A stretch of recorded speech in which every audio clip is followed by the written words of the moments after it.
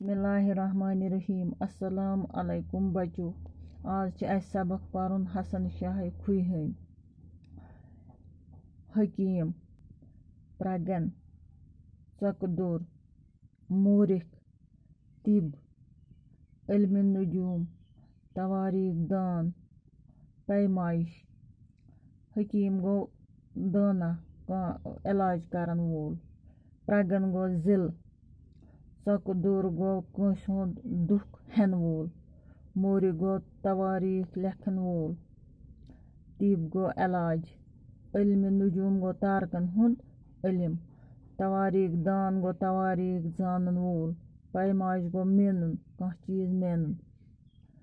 खुहम प्रगनस मज छु अख गाम, यथ गामर नाव छु। यह बंडपोर पे 2 किलोमीटर दूर। दपान खुहम जिलस मज छु अख गाम, अत गामस छु नाव गामर। यह बंडपोर पे 2 किलोमीटर दूर। यह बंडपोर पे 2 किलोमीटर दूर।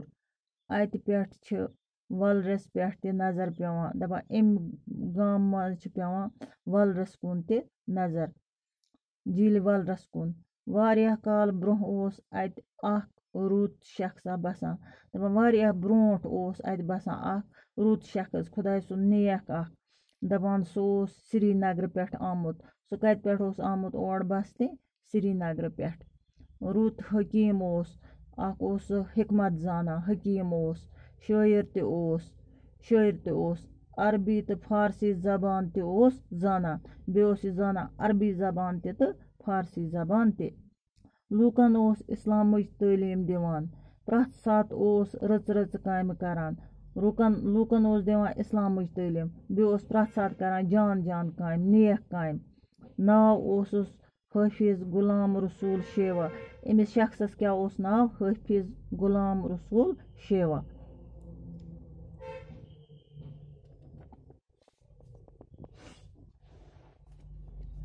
पीर गुलाम हसन शाह ओस अमसी रितिस शख्स सुन निचू। पीर गुलाम हसन शाह ओस अमसी जान नफर सुन, अमसी नेक नफर सुन निचू। सो ओस अथ गामस मज 1833 ईस्वीस मज जामुत। यह कर ओस जामुत? यह ओस जामुत 1833 मज। 1833 ईस्वीस मज ओस यह जामुत। योह बनो पत मशहूर तवारीख दान हसन शाह खुहम। योह बनो पत मशहूर तवारीख दान, मशहूर तवारीख जानन वोल। अमस ओस नाव पत हसन शाह खुहम। खुहम प्रगनुक बस्किन आसन मोख छुस नाव सत खुहम लफज वाटन आमुत। खुहम जिले ओस यह रोजन वोल तो अम मूजूब ओस अमिस अत नावस सत आमुत जुड़वन हसन शाह खुहम। खुहम ओस अमिस अत सत तवे यह लफज आमुत जुड़वन। हसन शाह ओस लकचार पे दाना तो जीरक। दपान यह ओस लकचार पे बचपन पे ओस यह दाना। परनुक ओसुस शौक। सो ओस सोरे वक्त परनस लेखनस लागान। दपान अमिस ओस परनुक जबरदस्त शौक। यह ओस तमाम टाइम सोरे वक्त ओस यह लागान परनस तो लेखनस। तम पर तुम सारी इल्म यम तम जमान जरूरी मान इवान ऐस। अम पर सारे तालीम, सारे सो इल्म पोरुन यम अम जमान ऐस जरूरी इवान मान।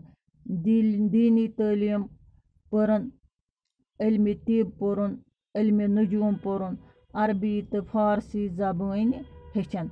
अख पोरुन दीनच तालीम, बे पोरुन इल्म तिब इलाज करनुक इल्म, इल्म नुजूम पोरुन, बे पोरुन तारकन हुंद इल्म।